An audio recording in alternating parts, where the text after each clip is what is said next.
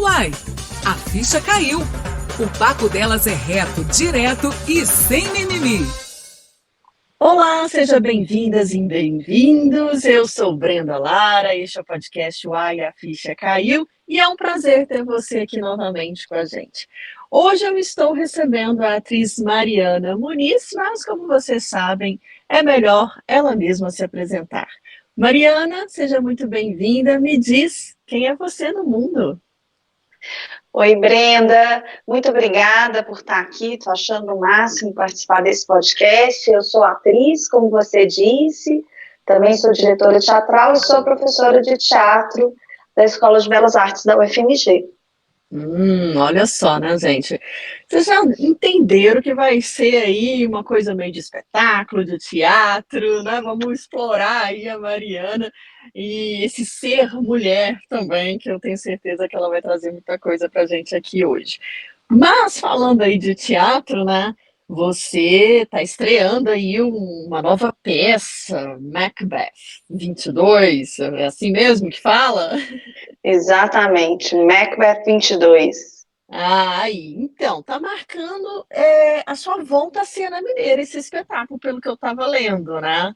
Mas me conta. Na verdade, eu trabalho como atriz em Minas desde 1993, então aí vão ser 40 anos. Uau! E eu fiz vários espetáculos, 40 anos não, 30, gente, 46, calma, são 30 anos. E 46 tenho eu. E eu fiz vários espetáculos e fui até 2017 com o espetáculo Tilvânia do Galpão. E durante essa trajetória, então a gente ficou de 2011 a 2017, e durante essa minha trajetória toda eu trabalhei como diretora de teatro, como professora de teatro. Então, como atriz, eu estou fora dos palcos desde 2017, mas eu estreiei em 2 espetáculos como diretora, e o meu trabalho na UFMG, que é diretamente na formação de atores, né? Então, tem uma volta como atriz, mas nunca deixei. Deixou o teatro a volta lá. Dos que não foram, Tá certo. Mas conta um pouquinho pra gente o que é que vem nesse espetáculo aí, Macbeth 22, né? Do que se trata essa releitura de Shakespeare, não é isso? Exatamente. Macbeth é uma tragédia do Shakespeare que conta a história de ascensão e queda de um tirano ao poder. Macbeth é um general que, depois de uma batalha, recebe a visita de 3 bruxas que dizem que um dia ele será rei. E aí, junto com a sua esposa, a Lady Macbeth, eles planejam e assassinam o rei. E ele acaba se tornando rei por assassinar o rei legítimo, vamos dizer assim. E aí, depois desse assassinato, ele entra numa espiral de loucura, né, como se ele estivesse realmente enlouquecendo sobre o peso dos seus próprios crimes, e nessa espiral de loucura vai até o desenlace da peça. Então, é a ascensão dele como rei, e a sua queda. E o que é interessante é que ele, o Macbeth de Shakespeare, a partir do momento que ele recebe essa profecia de que ele será rei, e a sua esposa também quer que ele seja rei, o único objetivo dele é ser rei. E aí ele mata, ele se torna rei, e aí o único objetivo dele e da Lady Macbeth é continuar reis. Então, não tem nenhum outro objetivo do que o poder. Não é o poder para fazer alguma coisa. É o poder por si só. Pelo poder, pela manutenção do poder. Então, eles estão em constante luta pelo poder, e quando eles conseguem, a luta continua, porque a forma que eles conseguiram não foi legítima, né? Então, eles tentam se manter no poder. E aí, durante a pandemia, todos nós tivemos que dar aulas remotas, e eu dei aula de interpretação para os meus alunos de forma remota pelo Zoom. Era um desafio muito grande. Eu nunca tinha dado aula de teatro, Como que dá aula de teatro? Que é diferente de cinema, né? E de forma remota. E aí, então, eu peguei os monólogos do Shakespeare, porque eu achei que a gente tem uma tradição milenar para nos ancorar ali naquele momento que era tudo muito novo, ia nos ajudar. E nos ajudou. E eu comecei a reler as peças do Shakespeare, e quando eu relia Macbeth, eu ficava muito impressionada, ainda em 2020, como que tinha semelhanças brutais com a realidade que a gente estava vivendo, da fome, da doença, da miséria, da tirania. E a partir daí eu comecei a perceber que o Macbeth era um material interessante.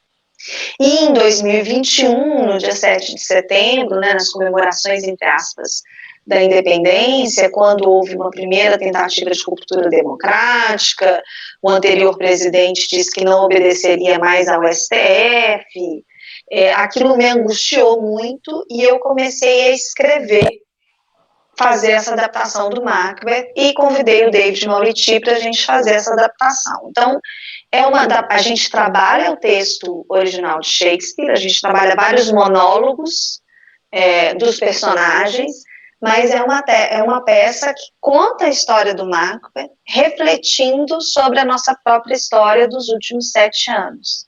Então, a gente traça esse paralelo entre a sede de poder e também as relações entre gênero e poder, né? Entre mulheres e poder, principalmente. Interessante, olha só. Esse poder envolvendo mulheres. Uma coisa que a gente tem falado bastante, buscado bastante, né? Mas nós vamos falar disso aí mais para frente. Mas olha só, deixa aí, gente. Já vai anotando aí. Pois eu vi que tem esse 22 acompanhado do título, né? O que é isso? O que significa esse número? Então, primeiro a gente queria deixar claro que não era o Macbeth, para que ninguém fosse lá, né? E você vou assistir Macbeth. Não, você não vai assistir Macbeth. Você vai assistir ao mesmo tempo, você vai assistir a história inteira do Macbeth. E aí a gente escolheu o 22 pelo ano de 2022, que para a equipe toda foi um ano fundamental de encruzilhada mesmo, né? Se a gente ia tomar um caminho democrático, se a gente ia se aprofundar num caminho autocrático. Então, o ano de 2022 era muito importante, e também porque 22 é o número do candidato derrotado, e tem uma relação muito grande entre o Macbeth e a sua sede pelo poder e esse candidato que foi derrotado. Então a gente deixou aí esse 22 como uma surpresinha. Legal. Eu estava lendo também sobre o espetáculo e eu achei muito interessante, porque logo de cara você já começa meio que explicando ao público, né, que vocês verão hoje um homem, né, aqui nesse palco, e é você que está dando essa voz, está emprestando esse corpo para esse homem. Por que começar já trazendo isso ali para o público? Porque Macbeth e a 99,9% das peças do Shakespeare é uma peça que só tem uma mulher. Né? Então, 99% das peças do Shakespeare são peças sobre homens. Natural, nós estamos no século XVI, quando Shakespeare escreve, né? A gente não pode esquecer esse contexto. Mas, ao mesmo tempo, é curioso, eu falo isso da peça, que a época na qual Shakespeare escreveu é chamado de teatro elisabetano. Por que elisabetano? Porque ele acontece durante o reinado da rainha Elizabeth I. Então é curioso porque ao mesmo tempo que só tem personagens masculinos, a maioria dos personagens, não tem uma mulher, 2 mulheres no máximo, nas peças do Shakespeare, esse teatro, não só o dele, mas de todos os outros dramaturgos da época, foi feito sob as benesses de uma mulher que governava a Inglaterra e a Escócia, né? Então é curioso essa contradição, porque uma mulher é a rainha, mas não existem muitos personagens femininos, e mais, no século XVI as mulheres eram proibidas de serem atrizes na Inglaterra. Elas eram atrizes na Espanha, elas eram atrizes na França, mas na Inglaterra não podia. Então todos os personagens, mesmo os femininos, eram interpretados por homens. Então, você pensar que Romeu e Julieta, você tinha Romeu, que era um homem, Julieta também era um homem. Olha, que interessante. No filme Shakespeare Apaixonado aparece isso um pouco. É claro que eles pegavam, às vezes, meninos, assim, na puberdade, né, aí pelos 15, 16 anos, para fazer os personagens femininos.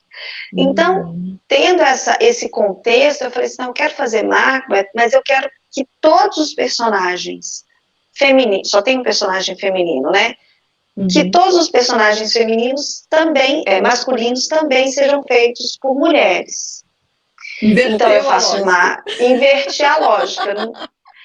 Exatamente, eu faço Macbeth, eu faço Lady Macbeth, eu faço a narradora, e aí a gente tem mais 3 personagens, na verdade 4 personagens que aparecem, né? Que são as bruxas, que a gente transformou em uma mulher, que é a Regiane Faria, do 415, do Marte 1, que empresta a voz, o Banco, que é feito pela Fernanda Viana, do Galpão, e o Macduff, que é feito pela Lídia Delpy, que é do Galpão.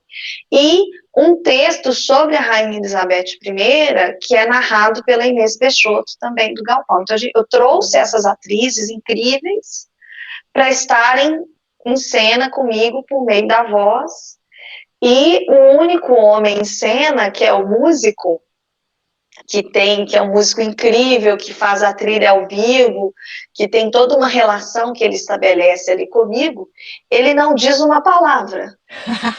Esse foi o combinado, né? Ele começava a falar, as diretoras falavam assim, não, você não fala. Você pode fazer o que você quiser, você toca, você faz o que você quer. Ele faz várias coisas, mas falar, ele não fala. Interessante demais, adorei. E assim, é muito legal porque esse lugar de representatividade é muito importante para nós, né, Mariana? Ou seja, você acabou de explicar que era uma época que as mulheres não podiam ser atrizes na Inglaterra, e aí de repente você vem com uma peça que, não, são as mulheres ali no palco, por trás, né? Ou seja, invertendo essa lógica e mostrando pra gente, querendo ou não, essa relação de poder, né? Porque você está representando isso para nós. Eu entendo assim, né? Ela foi lá e inverteu essa lógica, ela está num papel importante, ela é protagonista, as outras mulheres também não têm homens, né? Isso é muito importante, a gente se enxergar nesse papel, já que a gente está falando de poder e de mulher também, né? E entender que, por exemplo, eu falo assim, né? Agora que vocês verão um homem, eu falo, não, vocês me verão falar como fala um homem. Porque durante todo o processo, tanto eu quanto as outras atrizes, em nenhum momento a gente quis performar uma voz masculina ou um corpo masculino. Legal. Né?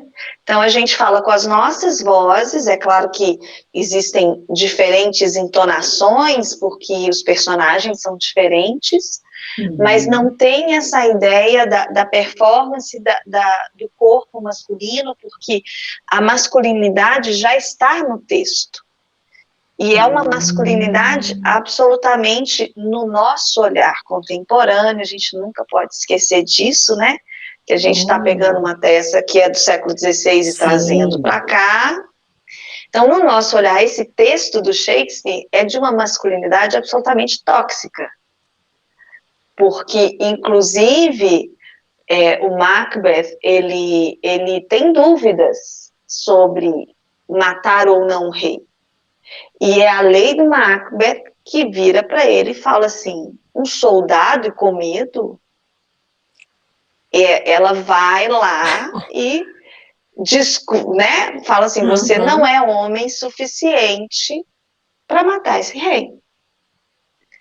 Então é todo um discurso, e a Lady Macbeth, quando ela vai arquitetar o plano, né, que o Shakespeare quis poupar o Macbeth, né, de ser o autor intelectual do absurdo, crime. Né? Ele aí colocou tudo. A autoria intelectual do crime é da Lady Macbeth. Mas quando ela vai arquitetar, tem um texto do Shakespeare que é assim, vinde espíritos que sabeis escutar os pensamentos mortais e libertem-me do meu gênero. Olha. Porque ele invoca, e eu falo isso na peça, o Shakespeare precisa invocar os espíritos para que libertem a Lady Macbeth da sua condição feminina, para que ela possa incitar o assassinato. Então tem uma questão de gênero que tá na peça, né? E é isso. Então é muito interessante quando você faz essa leitura mais contemporânea, porque você não precisa inventar muita coisa. As coisas estão ali, você só põe um óculos diferente e vai destacando e discutindo isso com o público. Olha, interessante, porque você está falando, você né, está nesse papel de um texto escrito lá no século XVI e, claro, com certeza não concorda com muita coisa que era lá, né? E tem que dizer as palavras, né? Pôr aquilo pra fora. E aí é isso, às vezes é isso mesmo. Tem uma hora que ele fala: vinde espíritos ao meu seio e transformai o meu leite em fel, né? Que é aquela coisa, né? A mulher tem um seio que produz leite e agora ela quer que seja transformada em fel. Então tem todo um lugar Ritual, que é pensado, né, da mulher, que ela está subvertendo. Interessante. Mas que eu acho que eu não dou spoiler nenhum, que o Macbeth é muito conhecido, né? Mas qual que é o castigo dela? O suicídio. Né? Então, assim, ela subverte, a Lady Macbeth subverte o gênero dela, né, entre aspas aqui, para o Shakespeare. Ela é a autora intelectual daquele crime e ela se suicida por causa disso. Então tem toda uma discussão sobre, que é interessante de pensar, né, assim, porque o Shakespeare deve ter imaginado: como é que eu vou pôr uma mulher incitando o assassinato? Aí, se você pensa, você fala assim: não, porque realmente, né, as mulheres não matam. A gente não tem história nenhuma de mulher que matou, né? Aquela Matsunaga, nenhuma. As mulheres não matam. Mas essa ideia das mulheres não matam, que em teoria seria algo positivo para as mulheres, ainda que mentira, é uma armadilha. Por quê? Por que as mulheres não matam? Porque elas são dóceis, porque elas são boas, porque elas são maternais, porque elas cuidam. Então, da mesma forma que elas não matam, que é uma coisa negativa, elas também não podem assumir o poder. Né? Tá aí, ó. E a Rainha Elizabeth, que é outra coisa que a gente fala na peça, que é Elizabeth I, não a segunda, que acabou de falecer, né? A primeira, ela, quando assume o poder, ela também foi chamada de Rainha Virgem, porque ela nunca se casou. Por que ela nunca se casou? Porque se ela casasse, ela ia perder o poder. Olha só. Quanto simbolismo. Então tem todas essas conexões que a gente trata, né? E eu falo assim: talvez uma mulher sendo a chefe máxima do poder só possa acontecer se ela for virgem. E que tem um simbolismo muito grande aí, né? Assim, que tem a questão da virgindade da mulher com a questão do poder, né? É o que você está falando. Na época, vamos falar que é uma época que as mulheres não podiam não ser, né? Tinha que ser virgens, né? Não, enfim, era um escândalo, inclusive, uma mulher que não fosse casada e que não fosse virgem mais, né? Tem todo esse contexto também. Então, assim, as relações e até as tentativas de justificativas para que a mulher não assuma esse poder, né? Que é o que você está falando aí. Ela não... Para ela assumir o poder, ela tem que se transformar num homem, né? Essa é a ideia principal. Seja pelo fato da crueldade, no caso de Lady Macbeth, seja pelo fato de uma mulher que, no caso da Elizabeth I, que não pode assumir um amor, que não pode ser mãe, né? Que não pode exercer, então esse lado mulher, né? E a Rainha Elizabeth I, ela é responsável por grande parte da conquista marítima da Inglaterra, então toda a pirataria que a gente tem associada à Inglaterra aconteceu no reinado da Rainha Elizabeth I. Então ela foi uma rainha muito guerreira. Ela comandava tropas marítimas e piratas e etc. Então, assim, tem uma coisa disso, né, de ter que desvincular essa imagem da mulher como mãe e da mulher como poder. Entendi. Interessante demais, muito, porque é uma das coisas que eu lendo, eu ia realmente te perguntar sobre esse simbolismo, tanto da Lady Macbeth quanto a Elizabeth I. E aí, voltando a essa questão também da política, né? Porque você vai tocar nessa ferida. E assim, querendo ou não, Mariana, eu até recentemente passei por um episódio, assim, que eu achei que eu já tinha saído dessa seara dessa bipolaridade que tomou conta do nosso país, né, da política, e não, ainda estamos nessa guerra, né? Estamos em guerra. E foi muito estranho, assim, foi muito assustador para mim passar por isso, porque eu já achava um absurdo você, por exemplo, não poder usar mais uma camisa do Brasil. E aí eu fui passear com meu filho no shopping, que estava com a camisa do Brasil, é uma criança de 6 anos. Uma mulher, do nada, surgiu e falou, vocês gostam do Brasil, né? E eu falei, sim, mas sabe quando você tá tão assim, já passou, a eleição já foi, já tá tudo resolvido, não tem mais nada. Isso eu, Brenda, pensando. Eu falei, sim, sabe quando você tá aérea, né? Aí quando ela ficou olhando demais pro meu filho, que eu voltei meu olhar, falei, o que ela tá olhando? Aí que eu falei, é a camisa.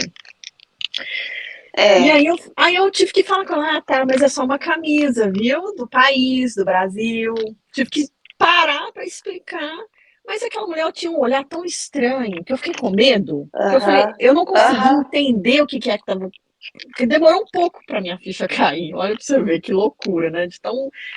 E aí ela continuou falando que era um absurdo que estava acontecendo com o nosso país, que ela é advogada, o livro que ela nem soube falar o nome, eu tinha que ler para saber que tudo que está acontecendo com o país está nesse livro, e que já morou nos Estados Unidos, e eu olhando para aquela mulher, tipo assim, oi, você interrompeu o meu momento com a minha, né, familiar, com meu filho, uma coisa que a gente veio se divertir e trazer uma carga, né, tipo, eu não te dei essa liberdade, quem é você?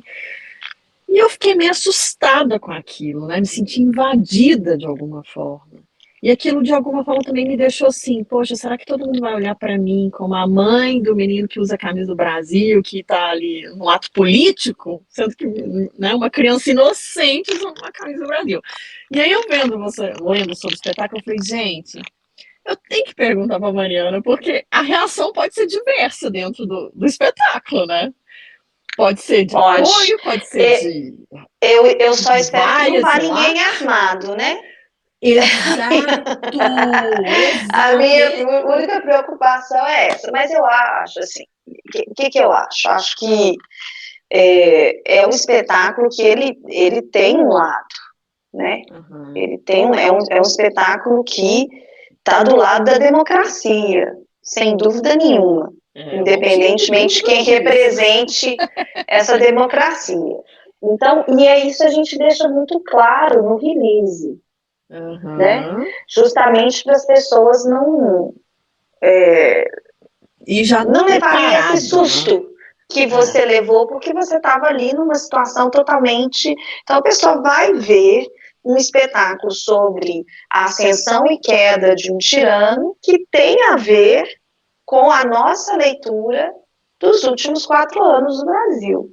É isso que a pessoa vai ver, né? Então, assim, se a pessoa não quiser ver isso, eu acho que não é o espetáculo que ela vai gostar na campanha. Tem um monte de espetáculo que ela possa assistir, que vai ser muito mais feliz, né? Agora, se a pessoa de forma educada, no final do espetáculo, quiser discutir, quiser conversar, a gente vai conversar civilizadamente, né? Porque eu acho que a questão numa democracia é o respeito à, inclusive, expressão artística, né? Que é uma coisa que a gente teve ameaçado. Então, essa é a nossa expressão artística, isso é o nosso pensamento transformado em arte. Você não concorda? Vamos conversar, você pode não assistir, mas ninguém pode me impedir de fazer. Essa é a grande questão, né, do momento democrático, né? Da mesma forma que alguém pode fazer uma peça em apologia ao anterior governo. Eu não vou assistir, mas a pessoa tem direito. O que ela não tem direito é de invadir os três poderes em Brasília e destruir tudo. Isso ela não tem direito. Agora, fazer uma peça sobre o anterior governo, ela tem todo o direito do mundo. Né? Eu acho que são essas linhas e esses limites que a gente está precisando voltar a traçar, né?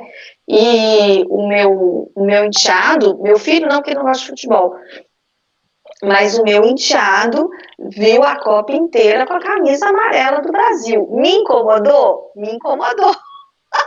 Mas o problema é meu, ele ficava aqui do meu lado, eu pus uma camisa azul, que é o máximo que eu consigo ir, e ele com a camisa amarela feliz, porque é isso mesmo, né? Assim, eu acho, na verdade, uma pena que a camisa da seleção brasileira tenha sido sequestrada de alguma forma por um grupo político, porque a seleção brasileira sempre foi uma coisa que nos unia.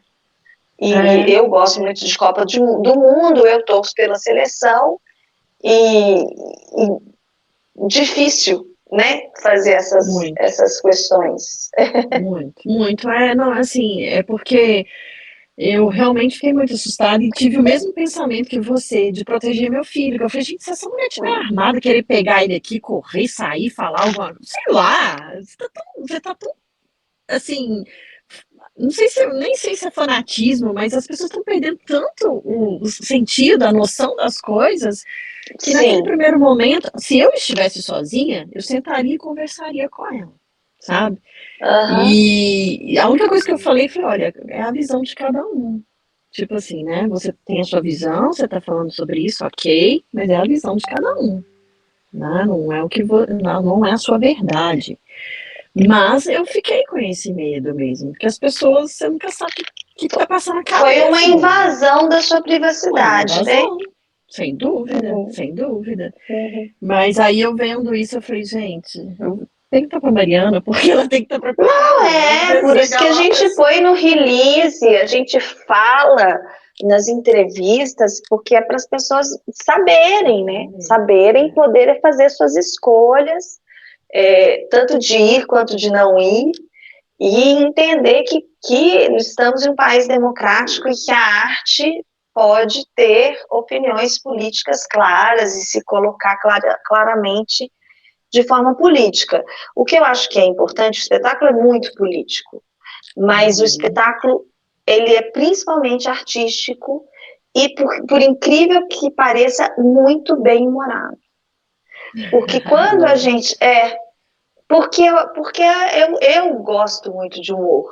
E quando a gente questiona o Shakespeare, e a gente questiona a nossa história recente do país, quando a gente faz essas rupturas, isso acaba gerando humor. Né? Você tá indo lá naquela tragédia, aí de repente eu tô lá no personagem fazendo aquela tragédia, eu paro e comento com você.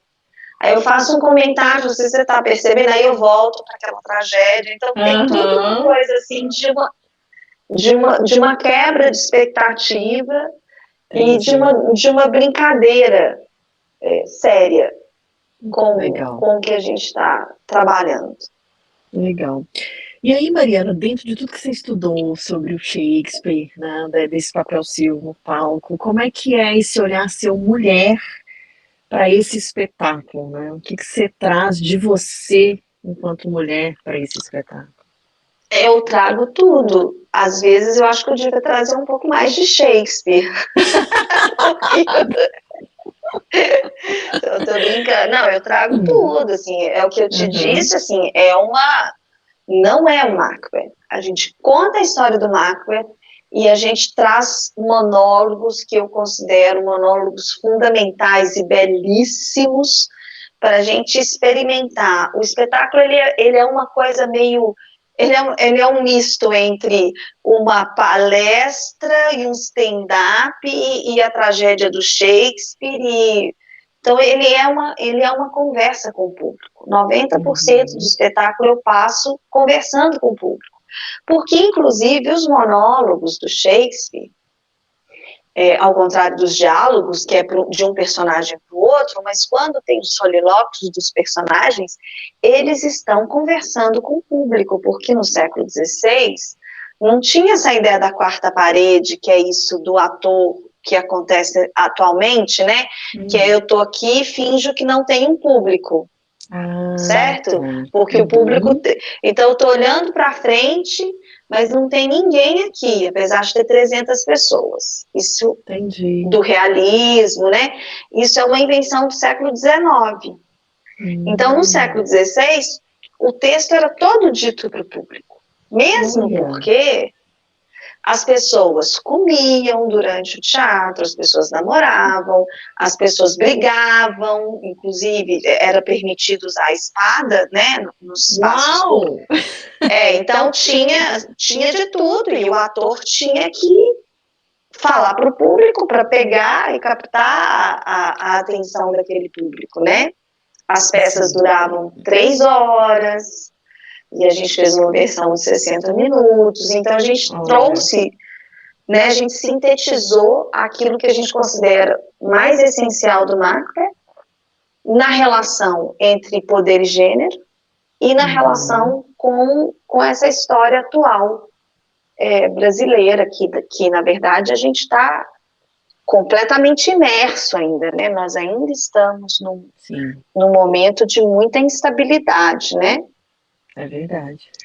Pois é, e agora falando um pouquinho também da Mariana, né, gente? Enquanto mulher, atriz, diretora teatral, professora de teatro, né? Como é que é estar aí há 30 anos nessa área?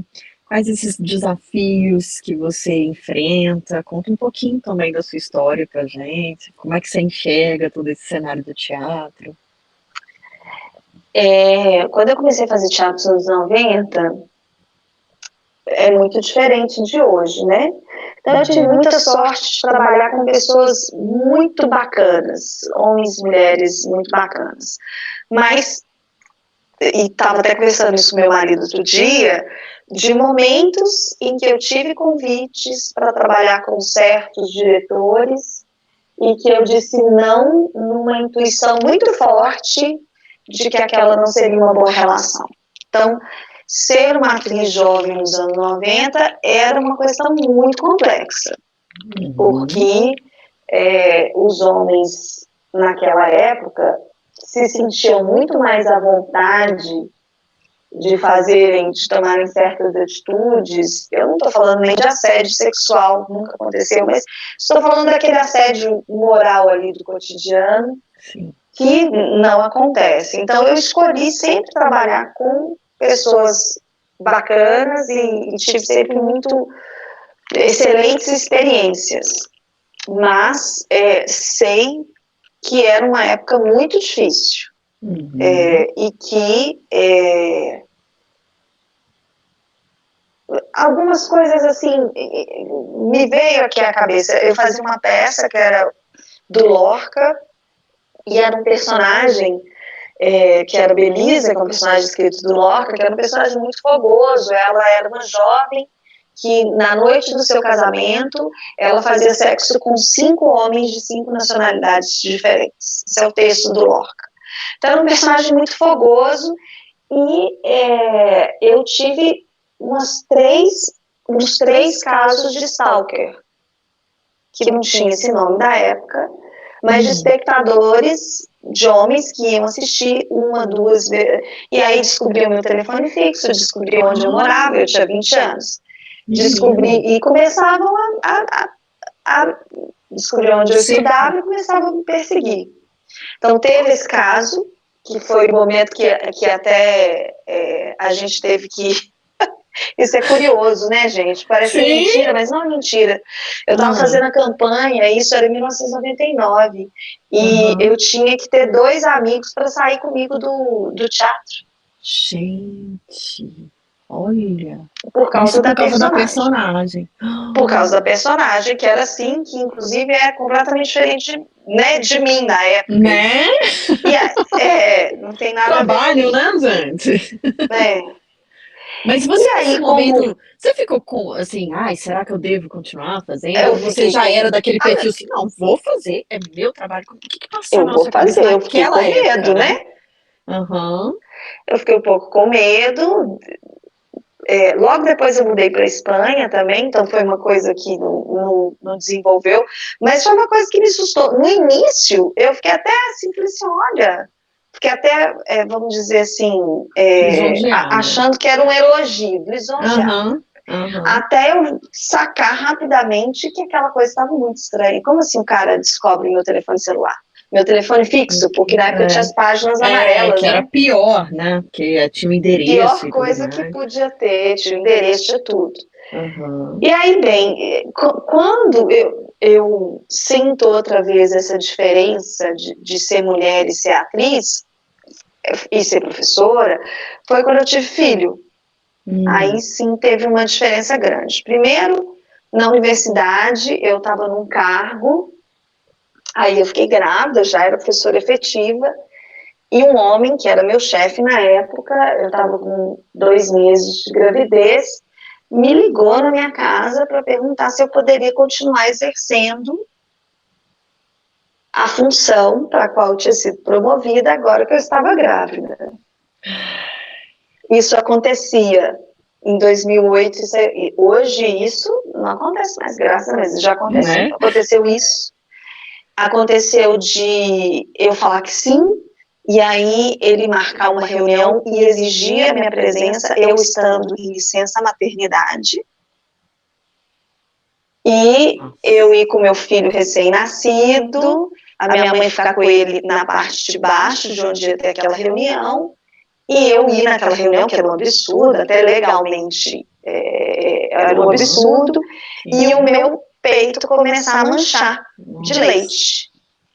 Porque eu estava amamentando, meu filho tinha um mês e meio de idade, aí eu saí da reunião. Então, houve vários momentos, principalmente com esse chefe da época, e aí já uma decisão mais minha, né, que foi depois que eu tive filho, como diretor é diferente, porque você faz os horários, depois que a peça estreia, você não precisa estar lá todo dia, você não precisa viajar necessariamente todas as vezes, então você tem um poder de controle sobre os seus horários muito maior. Mas como atriz, não. Então, como atriz, eu escolhi a dedo. Na verdade, eu fiz a peça do Galpão, desde que meu filho nasceu, que foram 8 anos, porque era uma peça que me dava uma estrutura financeira, inclusive, que compensava a ausência com o meu filho. Mas foi super difícil, porque a gente estreou, ele tinha 3 anos, e tinha vezes que eu ficava 6 dias fora de casa. Nossa. E ele ficava com a minha mãe, e era muito, muito, muito, muito difícil. Mas valeu a pena, assim. Toda vez eu perguntava, estava valendo a pena? E estava valendo a pena. Então eu fui muito, depois que o Caio nasceu, eu fui muito cirúrgica nos convites, né, em aceitar ou não os convites, porque eu entendia que aquele tempo que eu estava dedicando para aquela peça, para além do meu trabalho na universidade, era um tempo que eu não estava com meu filho. Então, aquilo tinha que valer muito a pena. Agora ele está com 15 anos, então ele não está querendo me ver perto, muito mesmo. Né? Então eu já estou mais liberada. Ele já está até achando muito bom, né? Que eu tenho outras coisas para deixar ele um pouco em paz. Mais livre, oh meu Deus. Exatamente. Ele já está achando ótimo. Mas ele tá de assistente técnico na peça, está ajudando, então está participando também. Muito legal. Nossa, é bom você dividir isso com a gente, né? Porque nesse momento, quantas outras mulheres estão se identificando com você, né? Porque a gente não tem muitas vezes, né, Mariana, essa escolha, poder escolher, né? Assim, Sim. igual você teve, eu também, chegou um momento da minha vida profissional que eu também tive esse caminho, falar que está compensando, né? Mas a gente sabe que a realidade da maioria das mulheres, principalmente quando são chefes de família, elas têm que estar ali, não param nem para pensar em si muitas vezes, né? E é muito bacana você dividir e mostrar assim, tem como escolher, né? É possível. Às vezes você vai ter que abrir mão de alguma coisa, porque às vezes a gente luta por uma carreira, ela chega a oportunidade, aí vem a questão maternidade, mulher, e querendo ou não, a gente vai assumir isso mesmo, que é da nossa natureza, que bom que seja assim, né? Porque aí a gente aí não teria um ator falando que está largando a esposa, né? Recentemente aí, falando que, estou largando a esposa e as 2 filhas, porque eu esqueci a última vez que eu pude sentar e ler um livro. Quando eu tive meu filho, eu sabia que dia que eu ia conseguir lavar minha cabeça no início, né? Que tava eu e meu filho só em casa, ficava uma semana quase sem lavar uma cabeça, porque, ok, podia ter sido menos, medrosa, pode deixar o menino ali no banheiro. Mas é difícil. Você não lembra, você fala, não, isso aconteceu uma coisa, a culpa é minha, né? Aquele botão da culpa que vem junto quando a gente vira mãe. E aí vem um homem dizer que não sabe a última vez que sentou para ler um livro. Ai, meu Deus! Eu já estava querendo sair desse relacionamento, né? E que vá com Deus, né? Vá ser feliz em outro lugar e deixar. Eu não sei quem é, mas assim, uma pessoa que fala isso, eu acho que já está na hora mesmo de vazar. Eu acho que essa coisa. Eu tinha o FMG, né? Então, o meu trabalho no FMG, ele me possibilitou essas escolhas, né? Então, eu tinha um trabalho fixo, que ele acontecia de dia, com horários fixos, então os outros trabalhos é que eu tinha essa divisão e essa... Mas, assim, agora nem é o caso, mas durante muito tempo eu tive meu filho com 30 anos, aí eu pensava em ter outro filho. E sempre que eu pensava em ter outro filho e decidi não ter, é justamente porque eu vi que ter filho representa, na minha vivência, representou um freio de mão enorme na minha carreira. Mas que foi um freio de mão que eu ia apertar, né? Então foi uma escolha minha. Eu quis fazer nós isso. Apertamos, né? A gente aperta e escolhe. Só que aí quando eu pensava, vou ter outro filho, e falava assim, vou ter que subir esse freio de mão de novo, aí eu falava, não, para mim já está suficiente, porque é uma mudança muito grande na vida da mulher. Por isso que acho que as mulheres têm que pensar muito mesmo se elas querem ou não ter filhos. E não só pensar. Pode completar. Porque depois que você tem filhos, essa é a minha opinião, tá? Assim, da minha vivência. Depois que você tem filho, o filho vai ser, de alguma forma, uma prioridade na sua vida por pelo menos 16, 17 anos. É muito tempo. Então, você quer isso? Você está disposta a isso de verdade? Porque senão é melhor ter sobrinho, vai ter pet, que é legal demais, dá muito trabalho, mas não se compara ao trabalho que um filho dá, né? É que eu falo, Planta, então, é uma beleza. Então, pôr filho no mundo é fácil, agora educar, né, que é outros muito esquemas. difícil. E é muito legal difícil. você falar isso, porque, como eu estava falando, não é só pensar, mas nós mulheres também, principalmente as que têm filhos, que somos, né, são os nossos casos aqui, de não cobrar de outras mulheres que já decidiram não ter filhos, né, porque existe essa cobrança ainda. E eu sou uma das pessoas que, quando eu converso com uma mulher e ela sente, quando ela vê o meu posicionamento, ela me procura e vem dizer assim: poxa, Breno, foi tão legal você ter falado isso, porque eu sou uma pessoa que não quero ter filho. Mas eu sinto uma pressão tão grande. Aí eu só falo com ela assim: querida, eu sempre quis ser mãe. E mesmo muito querendo ser mãe, eu vejo o desafio que é, enquanto mulher, enquanto mãe, enfim. Mas quem não quer, não tem que ter mesmo. Não caia nessa bobeira, deixe que as outras pessoas falem, que cobrem, peça a elas que tenham os filhos delas, seja os avós, né, seja os seus pais, que adote, se quer ter um neto, enfim, deixa eles tomar conta da vida deles para lá. Toma você a rédea da sua vida, porque se você não quer, não tenha. Não tenha, que você vai estar tendo uma questão bem complicada para resolver. Eu também fui uma pessoa que sempre quis ser mãe.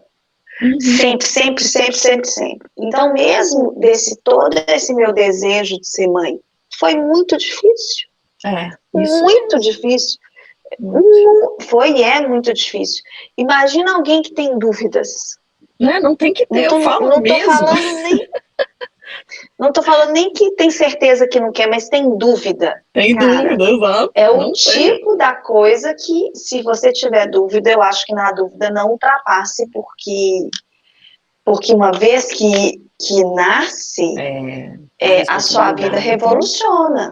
E a criança não tem culpa de nada, né? A criança não pediu para nascer, né?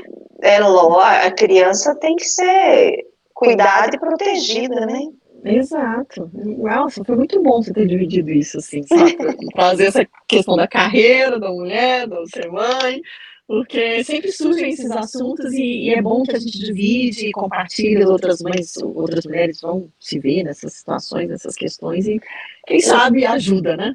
O bom disso, de tudo, assim, né, porque meu filho agora tem 15 anos e eu acho que isso é uma coisa legal, é que, assim, tem muita vida também depois desse momento de extremo cuidado que a gente teve com os filhos. Então, assim, eu sinto que agora que meu filho não precisa tanto de mim, de forma alguma, e vai ser cada vez menos, é um desafio de retomar os desejos, os projetos, as vontades, e de entender que sempre é tempo.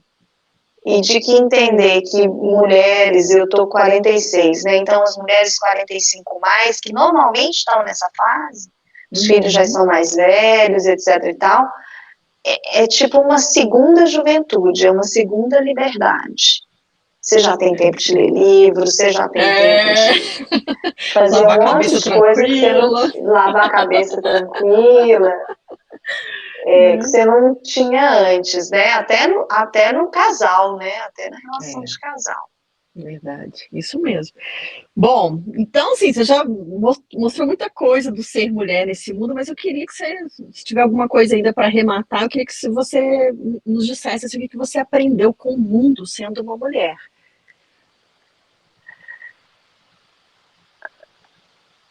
Nossa, que pergunta difícil. Eu acho que a gente tem que saber quando ter paciência e explicar, porque tem pessoas que fazem ou dizem certas coisas por falta de conhecimento, e aí eu acho que a gente tem que ter paciência, generosidade, sentar e explicar, olha, isso aqui aconteceu com uma estudante minha, que ela colocou uma coisa na improvisação que era extremamente machista, ela mulher, uma jovem mulher, e aí a gente conversou sobre isso, né? Então tem que ter a paciência de conversar, mas também tem que saber que tem gente que não está fazendo isso, homens e mulheres, não estão fazendo, não estão te ofendendo, não estão te limitando por falta de informação. Estão fazendo isso deliberadamente. E aí, nesse caso, a minha estratégia foi sempre estar o mais longe possível dessas pessoas. Então, quem que você escolhe Boa dica. para ser seus parceiros e parceiras profissionais, amorosos, quem que é uma questão de desinformação e quem que é uma questão mesmo de caráter,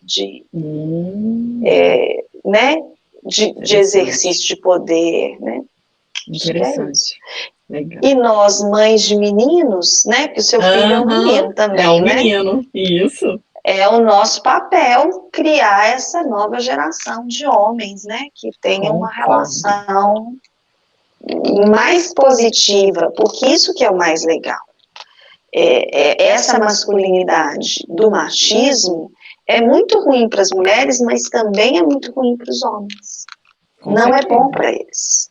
E a gente percebe isso sendo mães de meninos. Ô Mariana, agora eu quero saber o que você, enquanto mulher, deseja às outras mulheres. Nossa Senhora. Essas perguntas são super difíceis. Eu desejo... É verdade, eu desejo sucesso. Isso eu desejo muito, sucesso no que quer que seja que elas queiram fazer. Desejo paciência, porque elas vão precisar. E desejo um mundo mais amigável às mulheres. Aqui no Brasil, eu morei 7 anos na Espanha, né? Que é um país machista também, mas pelo menos não é um país tão violento. Aqui no Brasil, ser mulher é muito difícil. Se você for perceber, nós temos um toque de recolher. Eu não saio nem para passear com minha cachorrinha depois de 8 horas da noite, sozinha na noite. Nossa, interessante. Então é um toque de recolher. Quer dizer, deu 8 horas, eu já acho perigoso passear com a minha cachorra no meu bairro. É verdade, você tem toda a razão. Então, assim, isso... E a gente não percebe, porque a gente já nasceu nisso. Então, a gente precisa também de segurança. Para a gente poder ir e vir, tomar as nossas escolhas e ter mais poder mesmo, né? Nas nossas mãos. A gente precisa de segurança. Legal. Você falou tudo. E é uma coisa que a gente entra no piloto automático mesmo. A gente nem se questiona. Ué, por que eu não saio esse horário? E é engraçado que, às vezes, as pessoas perguntam isso, né? Outro dia mesmo, eu jogo vôlei de areia e tem dias que eu volto, tipo, saio 10 horas da noite da quadra. É perto da minha casa, mas eu saio dirigindo e tal. E às vezes as pessoas perguntam, mas você não tem medo de ir para casa esse horário dirigindo sozinha? Aí, não. Tipo assim, o perigo existe, eu não ignoro isso, obviamente, mas eu sou cuidadosa, né? Eu sei que é como você falou, a hora que eu saio com todo mundo, eu já vou com a chave na mão, né? Você já vai preparada para, tipo assim, evitar qualquer problema. Mas aí, ao mesmo tempo, eu respondo assim, é perigoso? Mas quando eu trabalhava, saía de casa dirigindo 5h20 da manhã, ninguém me perguntava se era perigoso. E era perigoso também. E era super perigoso, né? Porque você está passando por um monte de lugar que não tem ninguém na rua, poucos carros, era um lugar longe. Aí eu falei, engraçado, né? Tipo assim, para jogar um vôlei é perigoso, mas para trabalhar... É difícil isso. Eu tenho uma amiga que ela, quando a gente saía, ela para dirigir à noite, ela tem um cabelo muito grande, ela amarrava o cabelo, punha um boné, e ela é atriz, aí ela dirigia igual homem, assim, sabe? Ela tinha uma performance. Olha só, ela punha um boné e tipo, tinha um dirigir igual homem, assim, para se proteger. Porque é uma coisa doida, né, gente? É doido? Muito doido, é verdade. Você falou uma coisa muito bacana. Então vamos agora para a nossa dica, né? Depois de tudo que você compartilhou, o que você separou ainda para compartilhar um pouco mais com a gente aqui? Para a gente falar de teatro, tem uma dramaturga brasileira, na verdade ela é mineira, que está estourando aí nos últimos 5 anos, e que ela é maravilhosa, e que ela tem esse livro aqui, chama A Árvore. O nome dela é Silvia Gomes. Então tem esse livro, A Árvore, da editora Cobogó, que é um livro, que é uma peça de teatro, que é incrível, que a Alessandra Negrini fez durante a pandemia. É uma mulher que vai pouco a pouco se transformando numa planta. Então, Silvia Gomes, para quem não conhece. E um outro livro, que eu não estou com ele aqui, mas que eu li esse final de ano, que é incrível, que é de uma outra escritora mineira de Belo Horizonte, que é da Carla Madeira, que chama Tudo é Rio. Nossa, esse livro é um romance, é um livro incrível, que está da editora Rocco. É o primeiro livro dela, ela escreveu outros 2, mas esse Tudo é Rio fala da história de duas mulheres, e uma prostituta e uma mulher que perdeu o filho porque o marido tinha tantos ciúmes dela, que quando viu o bebê sugando o seio dela, pegou aquele bebê e jogou na parede. Então, essa história dessas duas mulheres. O livro tem um final feliz, que eu achei ótimo, assim, porque eu não esperava de forma nenhuma, ter uma reviravolta bacana. E são duas escritoras que estão fazendo muito sucesso, Silvia Gomes e Carla Madeira. Então fica aí a indicação. Olha, adorei, tô curiosa aí para ler seus livros. Engraçado, né, que quando eu comecei a ler sobre a sua peça e me deparei com a Lady Macbeth, aí eu falei assim, gente, deixa eu pesquisar aqui, né, deixa eu ver quem foi. E aí me veio um filme que eu achei muito interessante, que não tem a ver com a fábula de Shakespeare, que chama Lady Macbeth, que é de 2016. Ele na verdade, é inspirado no livro do russo Nikolai Leskov, mas ele chama a atenção porque meio que dialoga com o que você está propondo na peça, né, no papel da Lady, e a variedade que mostra nesse filme de reações possíveis a essas estruturas castradoras, né, que impõem papéis sociais para as pessoas, especialmente para as mulheres. E aí mostra essa estrutura também patriarcal que oprime as mulheres, principalmente porque se trata de um casamento que a Lady Macbeth, nesse caso, ela é obrigada a se casar porque o pai do marido dela compra um terreno do pai dela, da noiva, e dá a ela como um brinde. Tipo, olha, você comprou o terreno e vou dar a minha filha também para casar com seu filho. E aí ela começa a viver, né, essa relação forçada, infeliz, obviamente, e aí mostra todas essas relações que a mulher tem de opressão, mas também quando ela se liberta, que ela começa a se envolver com outro cara, porque o marido dela não queria saber dela. Fala, inclusive, tem uma parte do filme que ela fala, você não vale nada, você não vale... você veio junto com um terreno que nem uma vaca consegue pastar nesse terreno, tipo assim, depreciando a mulher, né, uma parte do filme, assim. Então, achei interessante, aí a minha pesquisa voltou para isso, eu falei, olha, é uma dica Muito boa, legal. né, então fica aí esse filme Lady Macbeth. Ah, eu vou querer ver, esse eu não conhecia. Achei interessante demais, assim, falei, vou trazer. E aí, agora, Mariana, eu quero muito deixar aberto aqui o espaço para você nos convidar todo mundo do podcast para não perder de jeito nenhum Macbeth 22, que está estreando na campanha de popularização, você brilhantemente trazendo essa versão aí de Shakespeare, uma releitura. Fica à vontade. Então, queria convidar todos vocês para assistir o Macbeth 22. Estreia na sexta-feira, dia 3 de fevereiro, na Funarte MG, na campanha de popularização do teatro e da dança, sextas e sábados às 20 horas e domingo às 19 horas. E você pode conseguir o seu ingresso com preços promocionais no site Vá ao Teatro MG. É só clicar lá, Belo Horizonte, colocar Macbeth 22 e garantir os seus ingressos. Fica aí o convite, espero todos vocês lá. E vamos lembrar aqui que o espetáculo vai até o dia 12 de fevereiro, certo? Exatamente, dois finais de semana. Bom demais, gente. Ó, não tem nem desculpa para dizer que não teve tempo. É só colocar na agenda aí e curtir aí esse espetáculo maravilhoso que eu já estou ansiosa para ver você no palco. Espero você lá também. Estarei com certeza.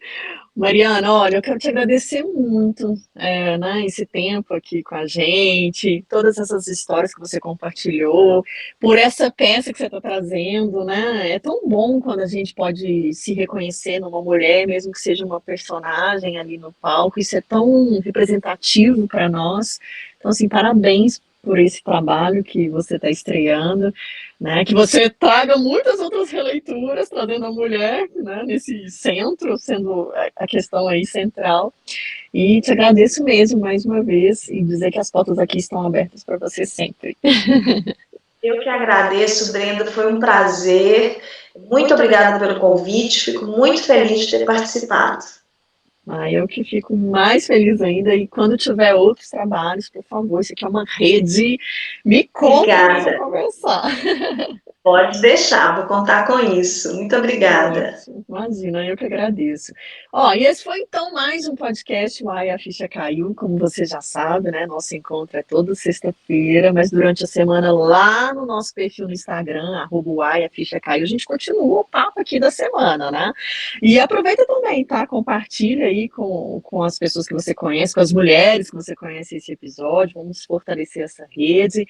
Esse podcast também pode ser ouvido em formato de pílulas diariamente na Rádio Galáxia, em Coronel Fabriciano, né? E aqui o nosso canal do YouTube, Uai, a Ficha Caiu. Você que ainda não se inscreveu, por favor, né? Vamos lá, vamos fortalecer essa rede, como eu disse, se inscreve, já ativa o sininho, para quando tiver uma mulher como a Mariana aqui, ó, você já ser avisada, né? E já fica aí em primeira mão, assistindo aí tudo que a gente tem para oferecer a vocês. Fica à vontade também para trazer outras mulheres aqui. Você também, viu, Mariana? Quiser trazer outras mulheres para o podcast, me fala, você tem meu número, né?